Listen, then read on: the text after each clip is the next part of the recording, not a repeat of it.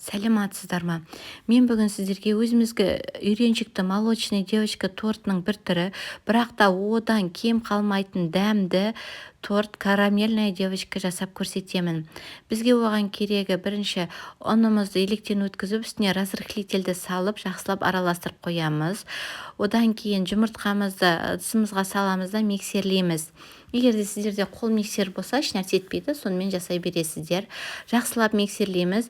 Жұмыртқамыз ағарып, көпіршіктенеді. Бірінші жайлап бастаймыз, одан кейін барып жылдамдығын үлкейтеміз. Міне осылай көремі үлкейді, ағарды. Сол кезде үстіне біз вареный сгущенкамызды саламыз да жақсылап араластырамыз. Түп жағын жақсылап қасықпен араластырып жібересіздер, егер де сіздерде осындай миксер болса. Себебі бұл миксердің бір кемшілігі түбіне жетпейді. Одан кейін жақсылап араласып болғаннан кейін майымызды саламыз.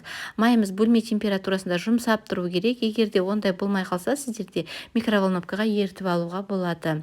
Май араласып болғаннан кейін ұнымыз бен разрыхлителімізді араласып тұрған үшке бөліп саламыз. Әрбір бөлегін салғаннан кейін жақсылап араласып болғасын келесі бөлегін саламыз.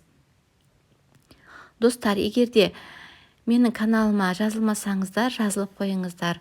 Видеоны ақырына шейін қарап, егер де ұнаса лайк басып пікірлеріңізді қалдырыңыздар. Сіздердің пікірлеріңіз мен үшін өте маңызды.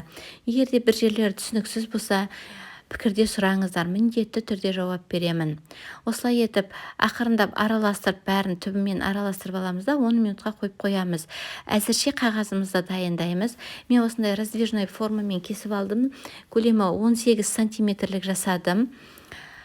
Егер де сіздер үлкен қылып жасаймыз десеңіздер, онда аласа торт шығады. Бұл менде 18 сантиметрлік 2 килолық торт шықты. Егер де сіздер көлемін үлкейтеміз, осындай биік жасаймыз десеңіздер, онда құрамын үлкейтесіздер 2 есеге, одан да көпке. Міне, менің коржіктерім пісіп шықты. 180 градуста әр корж 7-10 минуттан пісіп шығады. Әркімнің духовкасына байланысты. Әзірше кремімізді дайындаймыз. Кремі менде 33% сливки, Чудское озеро. Өздеріңіз қалаған сливкиді құясыздар, және вареный сгущенкамен араласқан. Осындай қою, қасықтан түспейтіндей крем шығады. Бұл крем брюлеге келеді, бірақ та крем брюленің жасалу жолы сәл өзгешелеу. Міне, корждарымызды бірдей етіп кесіп аламыз.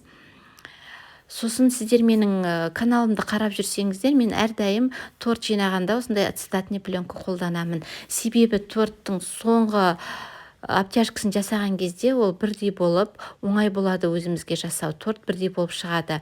Корж, крем әдеттегідей жинаймыз. Міне, соңғы коржымызды тек келесі бетімен саламыз, себебі беті тегіс болып тұрады. Енді осылай жинаған кремім тортымызды холодильникке кем дегенде 6 сағатқа қойып қоямыз. Мен түнде жинап, таңертең обтяжка жасағанды жақсы көремін. Сыртқы соңғы финишный кремін. Менде бүгінгі кремім творожный крем. Оның қалай жасалу жолы менің каналымда бар. Ссылкасын жасап салып қоямын осындай описанияға төменге. Және творогты да мен қолдан жасадым, оның да ссылкасын жасап қоям. Кефирден жасағанмын. Жасалу жолы өте оңай, және өте нәзік творог аласыздар. Міне осындай етіп мен обтяжкасын жасап шықтым. Қараңыздар, қалай ұсталу жолы, қалай жасалуы.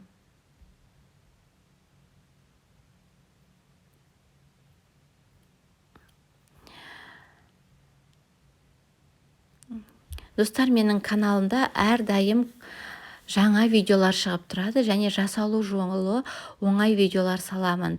Сіздер өткізіп алмас үшін астындағы колокольчикті басып тұрсаңыздар, сіздерге хабарлама келіп тұрады. Егер де сіздер крем жасап жатырғанда арасында бос жерлері қалса, кремді тағы да саласыздар арнайы. Қалған кремді мен үстіне салдым, осылай тегіс болып шығу үшін түгелдей үстіне салып жібердім де, және жөндедім. Мен кремді оформлениеге өзімнің жолымен жасадым. Бұны осындай жасау үшін арнайы бұндай құралы бар. Осылай тіс болып шығады. Өзі жіңішке жағы мен жуан жағымен жасауға болады. Мен белковый креммен оформление жасадым, және свежий розалармен қыз жасадым мен бұған.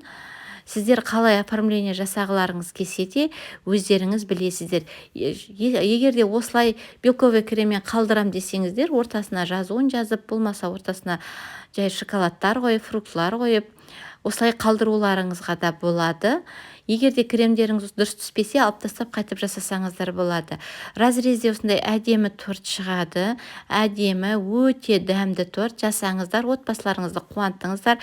Жасалу жолы өте оңай бұл торттың. Мен видеода көргендеріңіздей әрледім. Бұған тек қана шоколад пен свежий розаның листочкалары ғана кетеді. Видеоны ақырына шейін қарағандарыңызға рахмет. Сіздермен болғаным өткен.